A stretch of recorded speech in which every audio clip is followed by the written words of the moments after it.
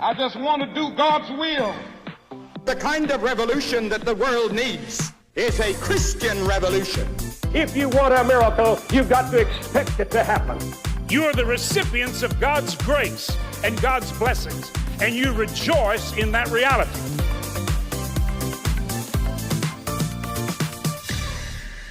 Welcome to Life Today Live. Great to have you watching today or tomorrow or whenever you happen to watch this. By the way, if you're watching live, chat is open. You're welcome to be a part of the conversation.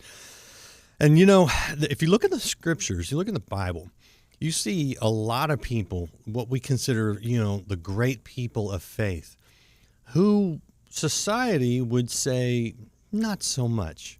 You know, Mary Magdalene. I mean, here's a woman cast away by society. The woman at the well literally can't even go get a drink of water with the rest of the culture because she's a bit of an outcast. I mean, Paul was a murderer. Saul, who became Paul, right? You know, these are people that you just wouldn't pick to be, you know, God's chosen. Well, the same's true today. God does amazing things through people that you would never really suspect by our standards of success or capability or significance. But that's part of the beauty of what God does in our lives. We're going to talk to someone today who has a little similar story, I think. We'll find out. He has a book that just came out this month. It's called Broken, Still Chosen. It's written by Roozeboom, and he joins us to tell us his story. And I'm telling you, I don't know where you're at today, but if you're feeling, you know, like you're just insignificant or that you're not capable to do what you feel like God, you know, wants you to do, lean in to God, because amazing things can happen, and Rob's going to testify to that. Rob, man, how you doing? Good to have you on the program. Doing well. Thank you so much. So you have kind of a wild story. Is that fair? That is fair. That is fair. Jump in and take us where you want to take us, because I know that it's a really great testimony that you're sitting here telling your story today.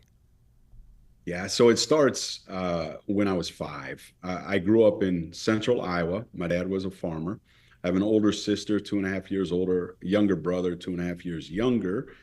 And we found out my sister walked on her toes when I was about 5 years old. My parents got concerned. We ended up at the University of Iowa, and the family was tested, meaning mom, dad, brother, sister. And we found out that my sister and I are diagnosed with a disease called muscular dystrophy. At the time, they thought it was Becker. They have now re-diagnosed us with a form called limb-girdle. There is currently no cure, no regimen, no workout, nothing that will cure it. It is a progressive disease. And I did say my sister and I were diagnosed. That means my brother was not. So my younger brother does not have the disease. I found out at 5 years old I was diagnosed with it, but didn't really care because I was like any other 5-year-old kid. Sure. I could climb fences, climb the tractor, hang out with my dad, all that fun stuff. And so it really didn't bother me at first when I was first diagnosed. But yeah, that's where it starts. I was how does that progress? Just physically, what does that look like? It means that every major muscle group in your body deteriorates over time. Specifically in limb-girdle, I think we're officially diagnosed limb-girdle type 2A. My shoulders are gone, my pecs are gone, my stomach's gone, my girdle area is gone, my thighs are gone. I'm sitting in a wheelchair speaking to you now.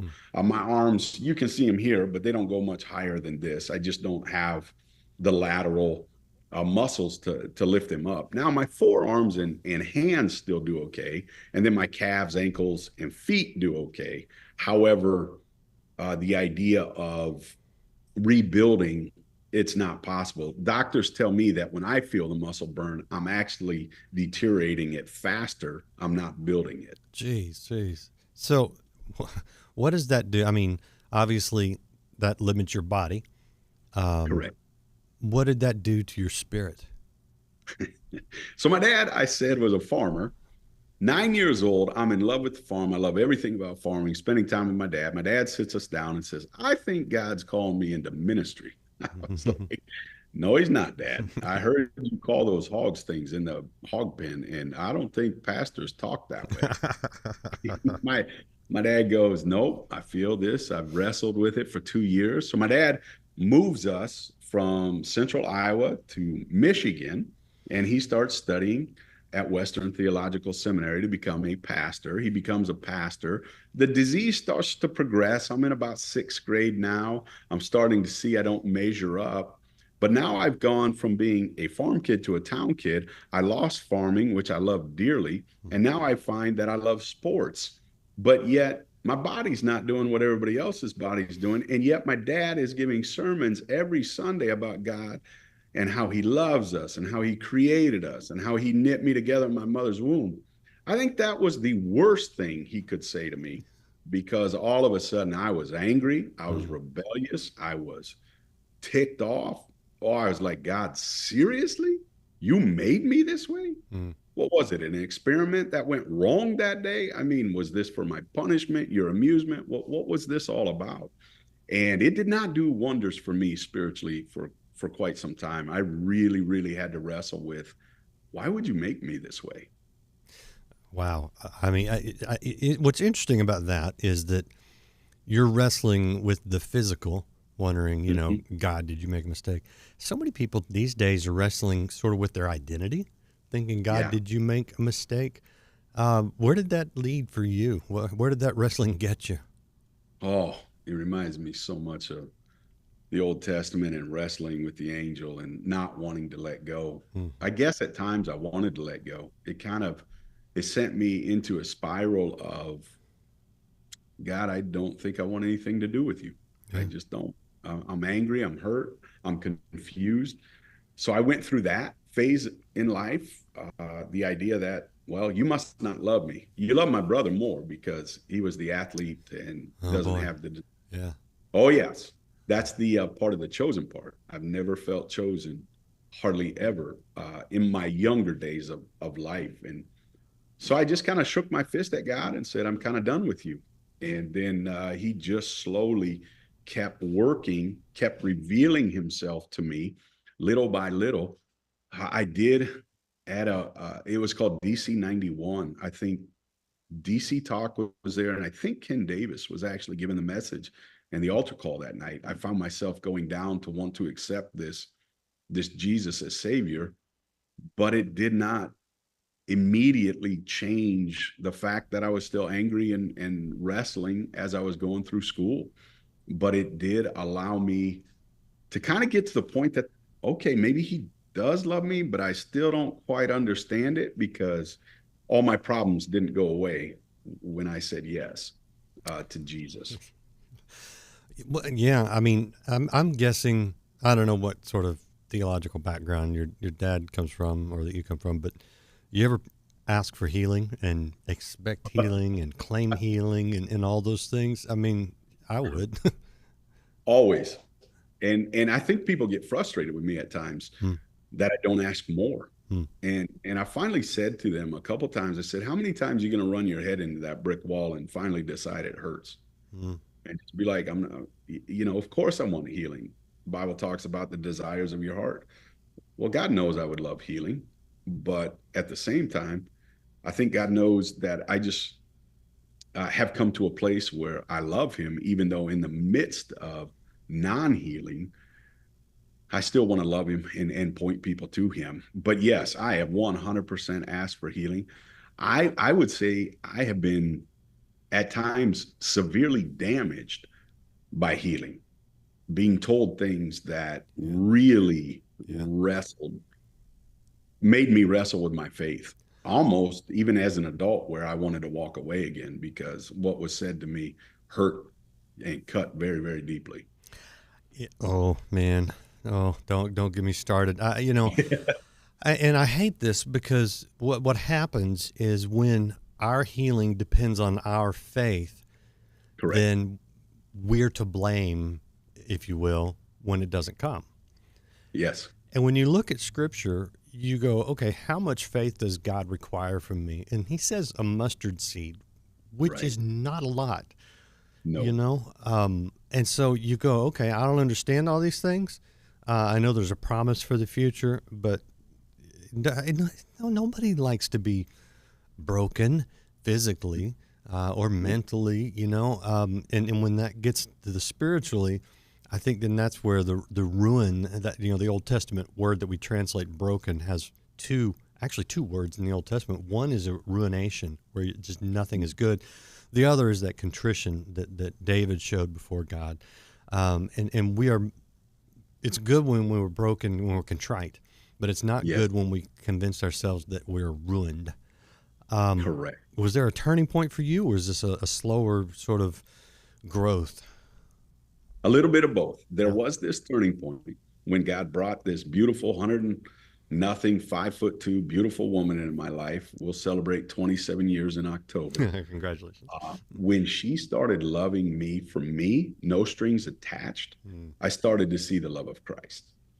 So much so that it started to kind of melt away the calluses on my heart. And she would always say to me, Rob, it doesn't matter what you do, it matters who you are. Because I would always complain about what I could not do. I can't pick up our kids. I can't walk. I can't run. It doesn't matter what you can do per se. It matters who you are. Who are you inside? And how do you look at life? Well, that message really started to resonate. But then a progressive disease smacks me in the face, if not monthly, for sure yearly. And all of a sudden I start wrestling with these words again: unloved, unseen, forgotten. And so it was a movement over the last 27 years with my wife loving me unconditionally, having friends speak into my life. One lost their son at 14 with a brain tumor or brain cancer. It's in the book. I tell the story. That young man inspired me, spoke to me. I know that depending on where people are at, there's a series out called The Chosen. Can be very controversial for some, can be very uplifting for others. I ended up in the uplifting spot. Me too. Yeah, it took me a while. At first, I couldn't watch it because I was really wrestling with, does God really? This sounds terrible, but in my mind, does God really understand brokenness? Because I could see Jesus walking around, putting his own sandals on, and I thought, does he really? I don't get to put my own shoes on. And so there was a moment where I couldn't watch it because I was upset again. And then these friends of mine and other friends said, Rob, watch this episode. And of course, the famous one with little James and Jesus spoke to me in a way that just melted my heart. And then the moment where Peter is so frustrated at Jesus and just yells out, he's going to do what he's going to do. Like, yeah, how Jesus loved Peter. And I thought to myself, I always thought Paul was going to be my buddy if I was around, but I think Peter and I would have had a good time. And it just really started speaking to me, meaning so much so, Randy, I broke my foot 2 years ago after our largest festival. We had the largest festival with the most people, ministry happening. 5 days after it, I'm in a hotel room with my wife. I step wrong and I break my foot. By the time the boot comes off, 8 weeks later, I never take another step. And I was like, oof. This January, fast forward to this January, it was my wife and I again. She was helping me get in the car. Something went wrong. I fell. I broke my femur, cracked into my knee. I have not stood on my own since January 4. That was the last piece of independence I really had. And up until that point, I always felt I was being punished. My foot, I was punished. This time when the leg broke, I did not feel I was being punished. It just happened. It's what happens in a broken world, in a fallen world. Yes, it is. And I tell people now, it's the crazy, I just shared this morning. It's the craziest thing in the world. I have less independence than I've ever had in my life. And I am a guy who loves independence and wants my own independence. And yet the way life looks with a progressive disease in the future, it's unknown for all of us. I understand that. But yeah, we can see some of the writing on the wall as far as where the body will go. But I've never been more in love with Jesus than I am now. That's a beautiful thing, and that's full of hope. And Let me ask. I don't want to put it on you. Is there Sure. hope? Is there hope and peace in that? Yes, there is both. Yeah. There is absolutely both. I know the enemy loves to come, kill, steal, destroy, whisper in our ears. And he got me pretty good over the weekend again. He likes to do that. But yet, I think about it. I am sitting with you right now being able to share this story because of what God has done in my life. Yeah. I may have not physically been healed yet, meaning I'm not standing, walking, etc. But God has healed my heart. That's kind of important and really important. Yeah. And so to me, people ask me, have you been healed? Sure, I have. I used to not want anything to do with God. Now I love him more than I've ever loved him in my life. And yes, that brings hope. And I do ask for the peace that surpasses all understanding. And it does bring me peace at times. You know, right now, I know for a fact, because I know some of the people in my audience, people are watching it live right now who are suffering physically. And you talking right now is impacting them. And that's a huge thing. Okay. I want to, you said something about the festivals. I want you to explain that, but I want to show people your book real quick. This is Broken, Still Chosen by Roozeboom. It's available wherever you get books. And I'm telling you, if you're struggling with this would be a wonderful resource just to encourage you. And you know, Life Outreach International doesn't benefit by me talking about other people's book. These are strictly to build you up, because that's my heart is discipleship, spiritual growth. You know, seeing you guys watching, whenever you're watching, you can watch this 10 years from when we talk, and God can still encourage you and build you up. Explain the festival thing, because you said that, and people that don't know are like, wait, what was that? Yeah, what's the festival thing? So God put it in front of me in 2005, a Christian festival, which I really didn't know anything about festivals. My wife and I, during Labor Day from 2001 to about 2004, we're always on the Jerry Lewis telethon in some form or fashion, whether we were in LA or a city across the country. So I'd never really learned anything about a Christian festival.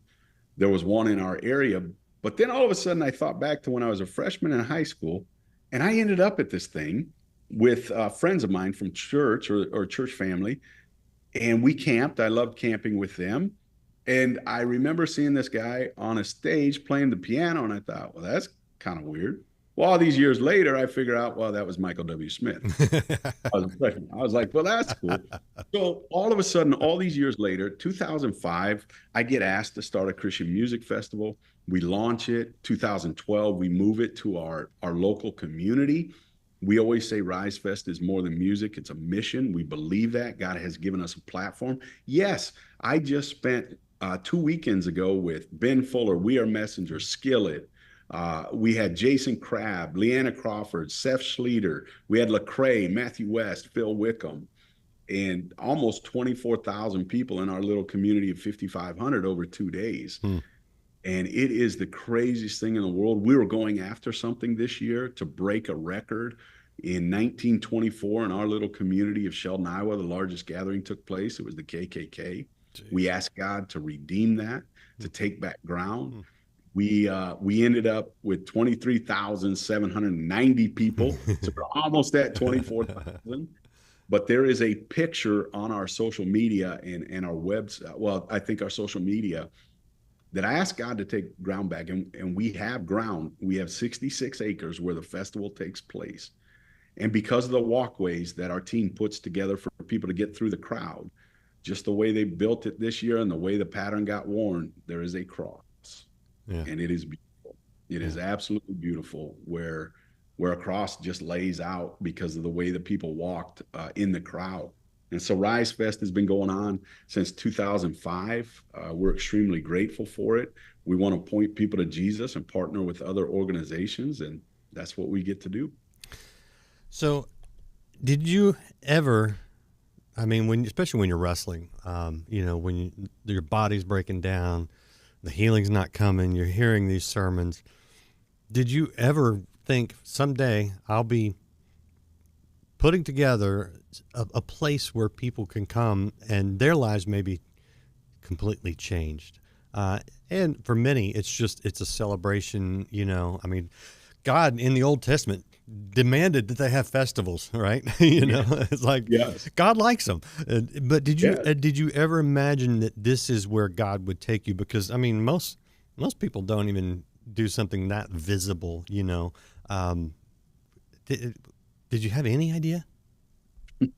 Not early on. My dad became a pastor, and I thought the last thing I ever want to do in life is ministry. And I ended up at a Bible college, liberal arts Bible college, studying the Old Testament. Whew. When I learned what was really going on in the Old Testament, I know. That's wild. there is hope for me. And I think I want to share that with others. And the next thing I know, I'm launching a nonprofit at 25 years old, going, my wife didn't even want me to do it. And then all of a sudden, 7 years later, when I'm tired, I'm worn out, I'm ready to quit, then my wife wouldn't let me quit. And so she's been an encouragement ever since, just saying, Rob, don't give up.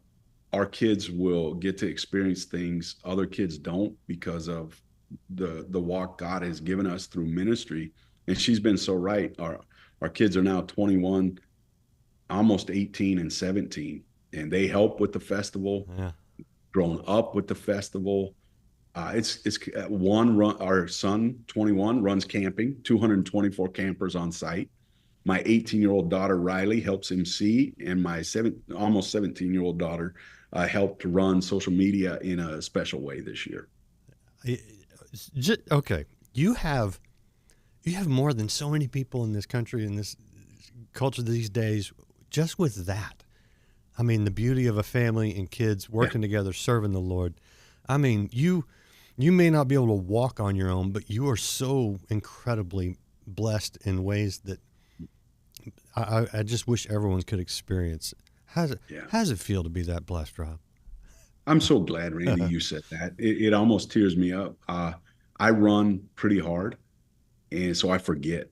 I literally forget. I'm actually here just having a conversation before I jumped on with you, wondering, will anybody ever take this over? Although my kids serve currently in the festival, that doesn't mean they work full time for me. And I've had this dream of one of my kids taking it over. Well, right now, my 21-year-old son doesn't seem to be heading that direction. He wants to follow his own dream. He'll still help dad, but he loves to run equipment. My daughter's going to college. We'll see how that works out. And so at times, I kind of take a step back and go, wait a second, am I blessed? And then Darren Mulligan from We Are Messengers. Yeah, I like Darren. At me. He said the same thing you said to me 2 weeks ago, almost literally. Yeah, Rob, you might not be able to walk, but look how blessed you are, a blessed man. Yeah. And I'm like, Rob, wake up. It's right in front of you. Yeah. Even though they're not here day to day, they're serving with you. They're jumping in when they can. And you get to do something not everybody gets to do. Embrace it, enjoy it, love it, and thank God for it. Yeah. So I thank you for reminding me. Yeah. Darren's a good kid. So as the son of a man who started a ministry that a lot of people know, I can just tell you, the worst thing you could do is pressure your kids to follow in your footsteps, because God's got to call them into it. Because when you push, they're gonna push back, you know. But when God pulls, then and they step in willing, they surrender, then you don't have to worry about it. And God, every time God raises up a Moses, He raises up an Aaron. You don't got to worry about that. He does. All right. And Go ahead. I love how you said that too, because ministry is not just a career; it is a call. It is. Yeah, it is, and it's not our ministry. It's not James Robinson's ministry. It's not Rob Roozeboom's ministry. It's God's ministry, and he'll remind you of that every once in a while, because we need to. Because you just look around, man. You build your own little kingdom. Yeah. Think you got a sub kingdom in God's kingdom? Yeah. Oh, it's gonna crumble, and it's gonna be ugly when it does. So, yeah. All right. I want to show people your website. This is Rob's website, riseministries.com. Connections to resources and things about them and things going on. And I'm guessing there's going to be, when is the festival? When during the year does it take place? It takes place in June. So next year it will be June 2021, 2025. So did you just finish it, or are you just about to do it? We did 2 weeks ago. Okay. So it was earlier in June this year. Okay. Yep. So for your 20th, next year will be your 20th anniversary. Yeah. Yeah. Yeah. I mean, technically, we had 2 years we didn't do it. One being COVID, COVID, one yeah. being 2020, Yeah, or 20 years 2000. since the founding. So Yes, fair enough to say. So I mean, people can plan right now. Head to Iowa. There's nothing else to do in Iowa, I don't think, other than go to your festival. So That's good. That's good. but that's at the website at riseministries.com. If you're listening, riseministries.com. Last thing, I'd really love for you to speak to those who feel like they're forgotten, they're overlooked, they're broken. Just what if they take nothing from this conversation other than what you're about to say? What do they need to know that you know because you have lived it? God has moved in your life. You can say without a doubt, I know this thing is true. What would you say to that person who's struggling right now? Number one, the enemy's coming and whispering in their lies. I mean, the one thing I want you to know, God does love you, no matter how bleak your circumstances are. He hasn't given up on you. He still remembers you, and he still has purpose for your life. The second thing I would ask you is, who's speaking into your life? Who do you circle yourself around? If it's negative people, that's going to wear on you. If it's positive people, that will help you. What happens in this book that I get to talk about is when God gave me my beautiful wife, he gave me a beautiful set of in-laws and brother-in-laws and sister-in-laws, and their stories about all of them, how they challenged me in my thinking. And who do you allow to jump into your well? We were never meant to do this life alone. I told you I'm speaking to you from a wheelchair. To get me up and get me going in the morning takes a small army to just keep things going. Who do you allow into that circle that you can share your frustrations with? Because yes, there are days where it's cloudy, dark, and you feel unloved. But remember, there is a God that loves you so much, or he wouldn't have sent his son Jesus for you. And if there is breath in your lungs, there is purpose for your life. Man, and that is so true. I hear that time and time again, man. If you're still breathing, God's still working. I mean, literally, when it says God spoke to create the world, to create mankind, the Hebrew word there means breathe. There is something to the breath and pneuma, spirit. I mean, it's all tied together. If you're breathing, your spirit's still alive, and God's still wanting to work in your life, and it's for good. You know, God is a good God. Man, Rob, I love your honesty, and I love your willingness to just pursue whatever God wants you to pursue. Just keep going. If I can say it, keep standing. Yeah. Yeah. I appreciate it. I appreciate all you guys out there watching. You want to encourage somebody, hit that share button, and be sure you can check out Broken, Still Chosen by Rob Roozeboom. Wherever you get books, it'll encourage you. And the website, riseministries.com. If you haven't liked, follow, subscribe, please do that. We'll see you next time here on Life Today. And to receive the healing for body, mind, and soul.